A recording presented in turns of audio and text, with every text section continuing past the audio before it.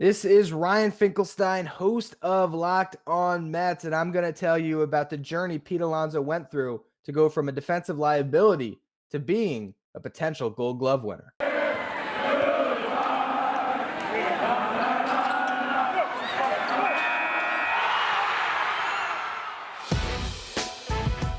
It's the Locked On Podcast Network, your team every day.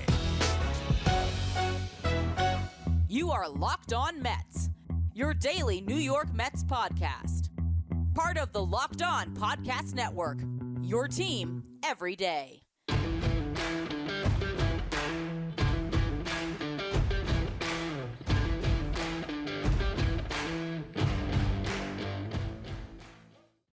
Now, I wrote an article for justbaseball.com on Tuesday because I was looking at the outs above average leaderboard and was shocked to find that Pete Alonso trailed only Anthony Rizzo when it came to that metric for first baseman.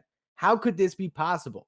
Going into the 2016 MLB draft, everyone pegged Pete Alonso as a future DH. That's why he fell to the Mets with the 64th overall pick, the 29th position player that was selected that year, despite hitting 14 home runs and 18 doubles in 58 games played in his final season at the University of Florida, where he had a .659 slugging percentage. It was clear this guy was going to mash baseballs, but could he actually field a position in the National League? Well, the 2017 season did not disprove that notion. He made 18 errors in 78 games played at High Port St. Lucie, then another one in his 5 games played in Double-A. Going into 2018, this was clearly an area of focus for Alonso, and he did improve greatly. Only made 9 errors in over 110 games played between Double-A and Triple-A that year, and offensively was maybe the best hitter in the minor leagues, led all of the minors with 36 home runs and 119 RBIs and 132 games played, hit .285 with a .395 on base percentage and a .579 slugging percentage. You can make the argument he should have been promoted that year, but because of the defense and the service time manipulation, he was held back.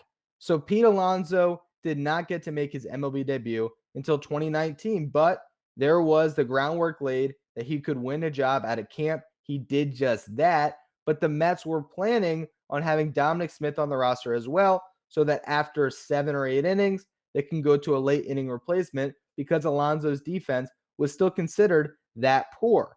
Baseball America actually ranked Pete Alonso as the number 2 prospect in the Mets system going into 2019, and here's what they said about his defense.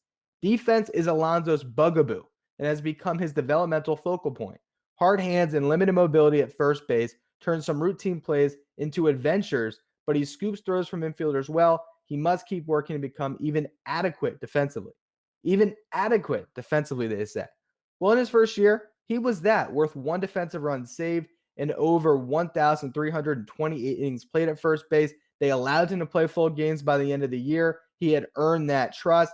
Sure, he was worth -5 outs above average, but it was clear just based on the eye test that he was not a huge detriment defensively. And he did post that same -5 number when it comes to outs above average in 2020. So people weren't entirely sold on Pete's defense, but it was clear that there was improvements. Still, after the 2019 season, Pete Alonso said, one day, I want to win a Gold Glove. That was what he was striving for, and a lot of us dismissed it, myself included.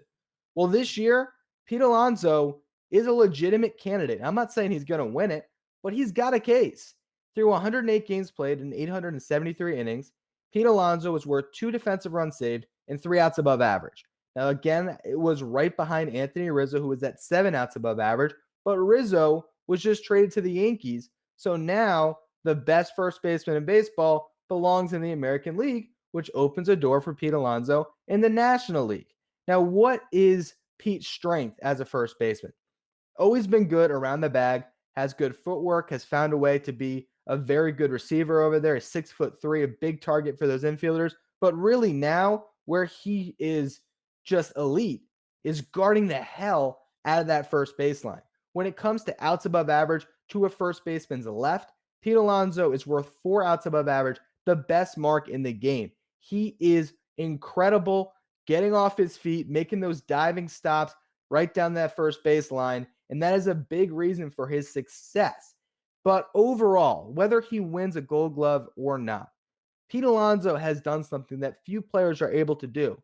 He has shaken a pre-draft notion. He has shaken a notion that all the evaluators agreed on throughout his minor league career, that he couldn't hang defensively. He couldn't play a position every single day. And now with Pete Alonso's improved defense, it opens up a world of possibilities for the Mets. If the universal DH does come to baseball in 2022, that position does not have to belong to Pete Alonso. You have Robinson Cano, who's going to be 39 years old. He's going to be owed over $40 million the next 2 years. Now he can be your DH. JD Davis can be your DH. Pete Alonso has provided you with that luxury due to his hard work. The guy plays harder than anyone. That is one of the best traits he has as a defensive player. It's his effort. To me, I've joked before that he reminds me of the kid in Little League that puts dirt on his pants before the game starts because he just has to play dirty. That's Pete Alonso. He's a hard worker. He's a hard-nosed player. And the fact that he has improved so much, that's the reason why you're so comfortable with him being a franchise player for the Mets moving forward.